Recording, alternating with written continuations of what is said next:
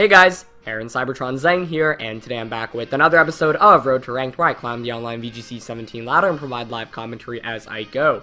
As we featured in yesterday's episode, I am using a brand new team revolving around some cool stuff like Scarf Milotic and Helping Hand Arcanine and Trick 'em Now Ego, so we're just going to play a couple of games with the team in today's episode. As always, if you guys enjoy Road to Ranked, please share support by leaving a like on the video. I'd really appreciate it. And yeah, there's definitely a lot of cool stuff on this team. I didn't get to feature all of it in yesterday's episode, so hopefully we get to see some cool stuff now. And like I mentioned, I might be editing the team as I go along with it, just because it definitely has, I think, some notable gaps and holes. But really, I just want to try it out a little bit first. I think Milotic is definitely something that, if used properly, can really sweep through teams, but that's still something that I'm trying to figure out how to do properly. So we're just going to look for our first opponent of the day. Pretty exciting team to use, I think. Otherwise, though, I think Trick 'em Now Ego is something that I've been wanting to use for a while, and Now Ego plus Gigalith, I think, is a really fun core as well. You know, it did win the Seattle Regional Championships, like I mentioned, on Justin Burns' team, and then Trick 'em Now Ego itself won the Regional Championships over in Madison. But we're going to find Dempsey from England with a rating just under the 1600s for our first opponent of the day, running the typical fake PG core, which is, of course, Feeny, Arcanine, Kartana, Electric type, which is the Tapu Koko, and then a Porygon Gigalith. So, let's see. I don't have like a defined game plan against this core necessarily. Milotic is really tempting as a lead. I think Porygon plus Tapu Fini, is that what we saw in yesterday's episode? That very well could come out though. I could lead with Now Ego. Now Ego actually seems like quite the solid lead here.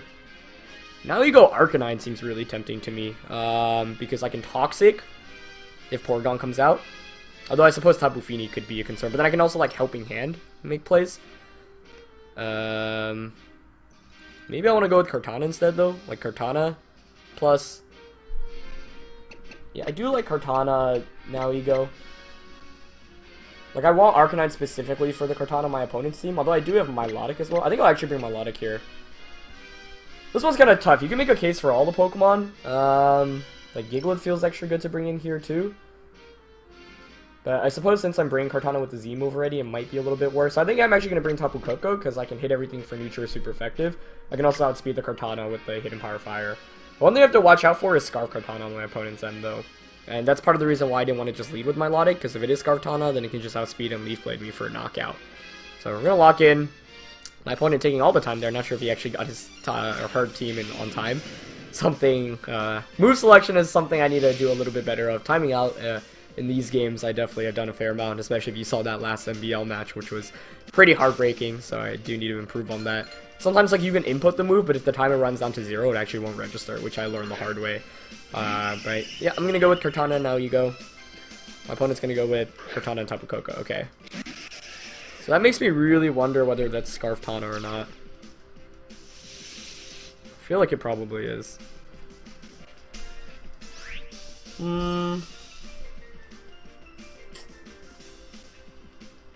So if you're, like, anytime you see Now Ego, you've got to be thinking, like, oh, it has a Focus Sash. Like, Kartana can't knock me out. I could Z-move here. Could double Protect. That might be smarter to see what whether Kartana's Scarfed or not. I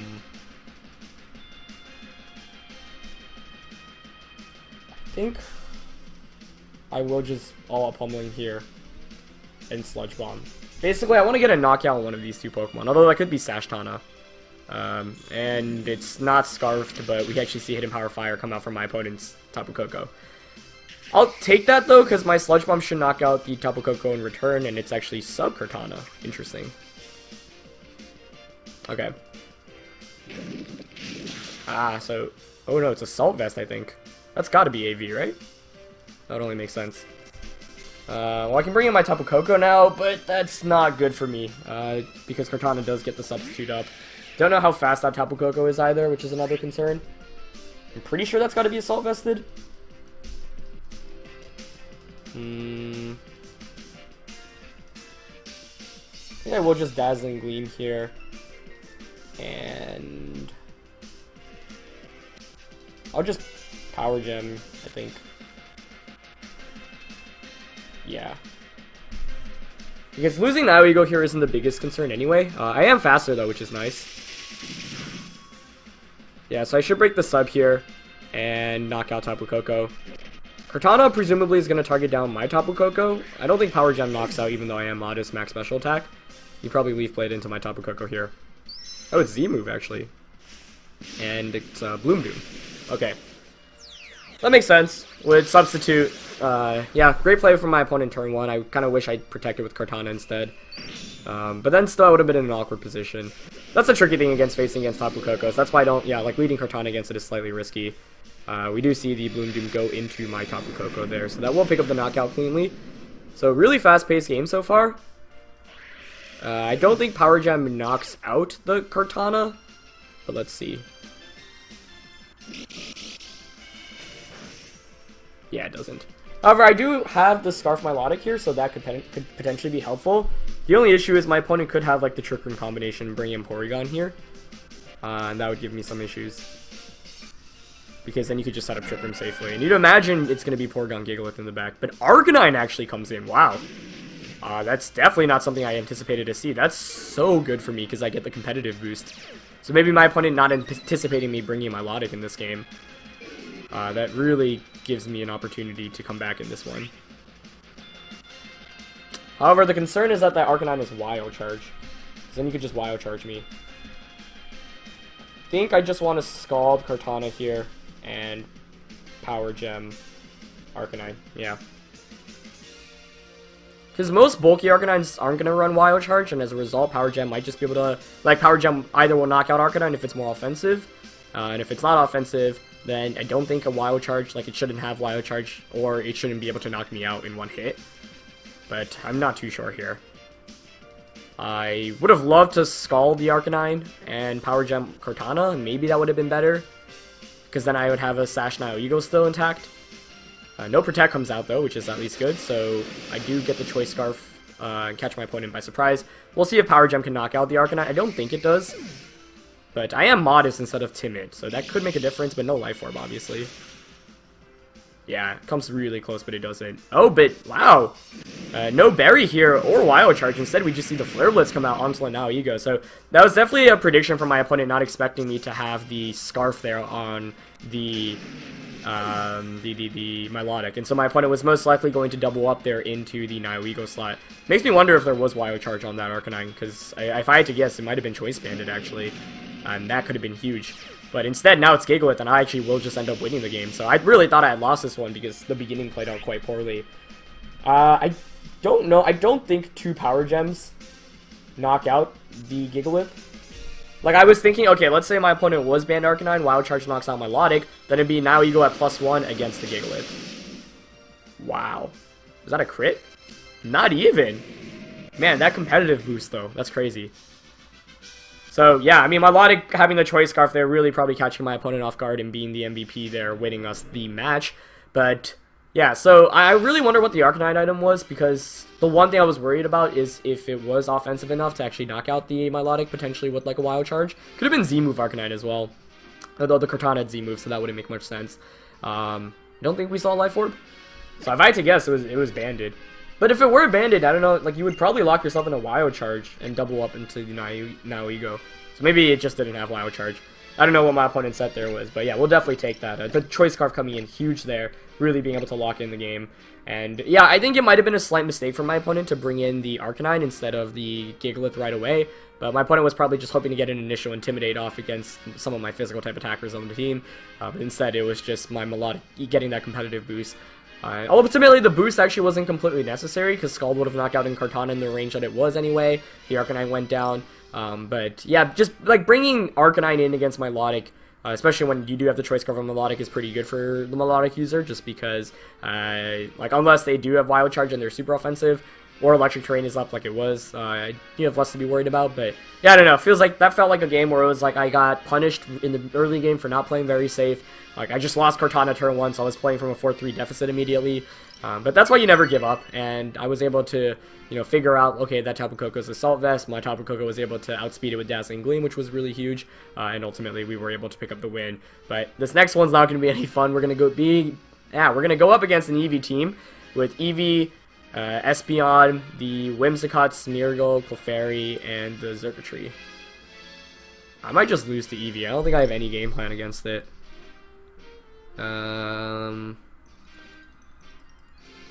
I guess, like, now Ego Gigalith is actually pretty solid. That makes some sense, because I could Trick Room and Curse. Yeah, I don't know. This is still really scary, though.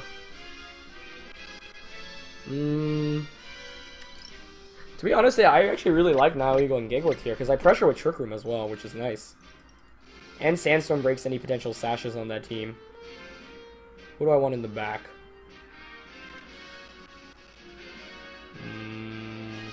Milotic, probably not here. Tapu Koko could boost the circuitry instead. I feel like I really need to play properly just with now Ego and Gigalith here, honestly. I guess I'll bring Kartana, because I have Sacred Sword, which at least goes through the defense boosts.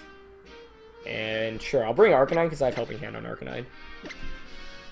Like, yeah, I feel like I really need to just play well with this Rock Duo, because if not, I'll probably just lose. Yeah, I didn't really think of Eevee when putting this team together. Eevee is one of those teams where it's like, when I play VGC matches, or when I build VGC teams, like, for tournaments, sometimes I'm willing to make my matchup a little bit weaker towards Eevee if it means improving my board overall against any other team. So, yeah, I haven't brought, like, a surefire Trick Room or a Eevee counter in a while. Like, normally, you know, Roar, it's not a surefire one, but it at least helps a lot. Haze as well, but, yeah, I'm willing to forego those moves.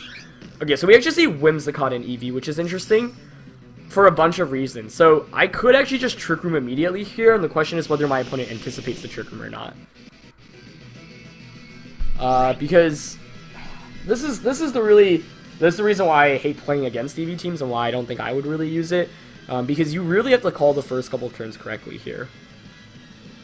So if you're my opponent, you're like, you know, I could just Sludge Bomb the Whimsicott and Z-move Eevee. If you're my opponent, you can probably go for a... I don't think I want a Z-move here, but the question is, like, does Eevee Evo boost right away? Now, I do have Trick Room, but I don't necessarily want to go for a turn 1, because Whimsicott can taunt me. So I think I will just attack here. Sludge Bomb. I don't like that play, actually. I just Sludge Bombed and Rock Slided. We'll see if my opponent Tailwinds or not. I mean, maybe I should have just Trick Roomed.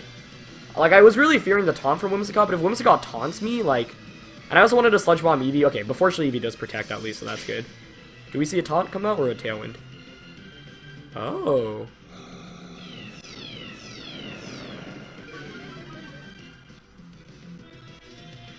I should have anticipated Memento. Forgot that was an option.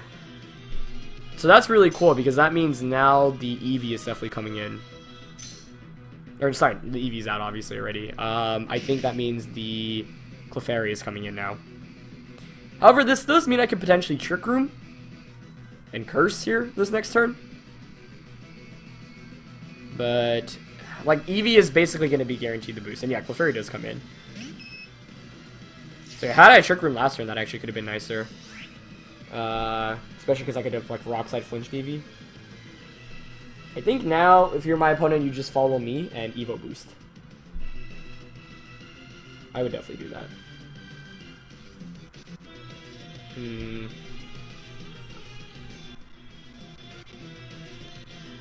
The issue is, even if I Trick Room, I guess then my opponent has to Baton Pass next turn, though.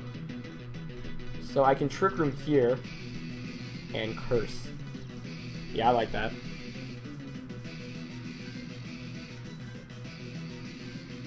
And then I could potentially flinch next turn as well. But basically my opponent's going to really just try to... Like, my goal might be to actually knock out Clefairy. But, of course, now it's a question of who does my opponent have in the back. Like, I would presume Espeon. So I will Curse up here. Now, the next turn here is going to be interesting, because do you follow me with Clefairy, or do you just, like, switch out the Eevee? You could just Rock Slide, you know, fishing for a flinch or two, but I don't think I really want to do that. I also do have the Focus Sash on the Now Ego, which could be very important. I think here... I'm gonna switch out. I really could curse again. But I also could just Z-move Clefairy. So I feel like calling this turn correctly is also super important. I would like to withdraw Nihilego here, I think. Although I suppose I could also just Sludge Bomb. But it won't do too much damage. I feel like you definitely protect Clefairy here. So I'm actually going to stay in and just Sludge Bomb and Rock Slide, because I could also flinch with Rock Slide. And if I flinch, that might also just win me the game. We'll see if Clefairy protects. Ah, it doesn't protect. So I really could... Yeah, I could have Z-moved Clefairy there. Or Sludge Bomb that slot. Oh, we actually see the Encore. Into Nihilego. Whoa. Wow, I should have anticipated that. That's really cool. And no flinch. I mean, the thing is, though, I could just Trick Room again, I'm pretty sure. But, that was also a big turn, because I could have just knocked out the Clefairy with the Z move. And then my opponent wouldn't have any redirection, and I'd be under Trick Room with Gigalith. So this game just got a lot harder with Encore from Clefairy. I guess I should have anticipated that, too. Yeah, I didn't even consider that as an option, just because Clefairy is like a Pokemon you don't really face too often. But, a couple of minor mistakes for me in this game that could really be bad for me. So I'm wondering what Clefairy's last move is. We've seen the Follow Me, the Encore, and the presumably has Protect. What I'm concerned about is if it actually has Moonblast, because otherwise I can just get a free Trick Room up here. The other question is, does my opponent, like, have anything? Because if you don't have anything to stop the Nihilego, then I definitely just Protect her to be safe, and I think I will.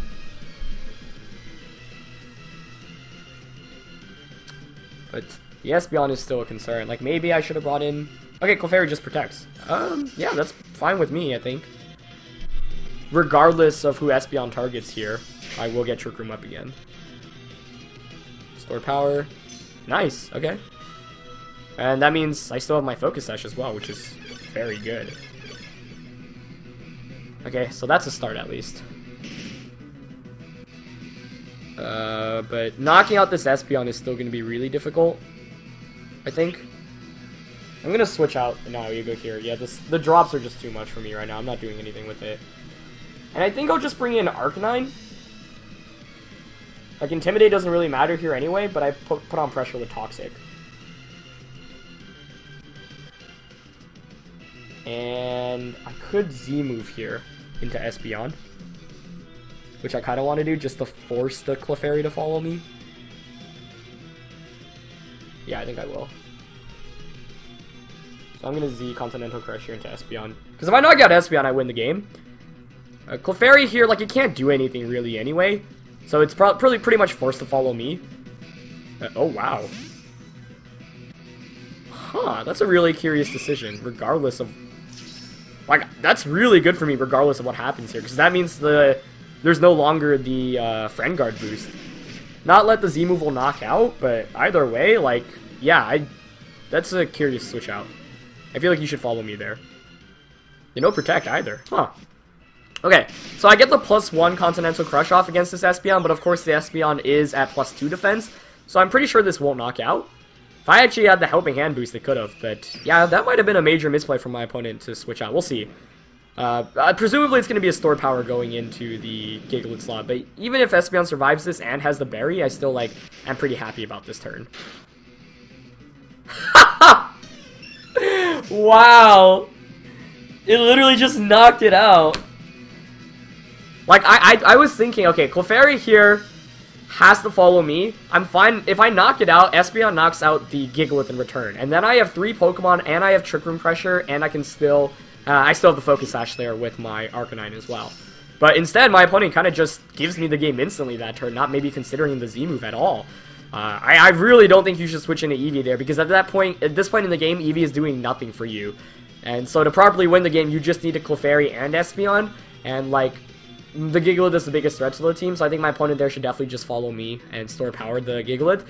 So when I was thinking this, okay, if that is the case, then it's going to be Eevee and Espeon against my Arcanine, my Nihilego with Focus Sash, and my Cortana.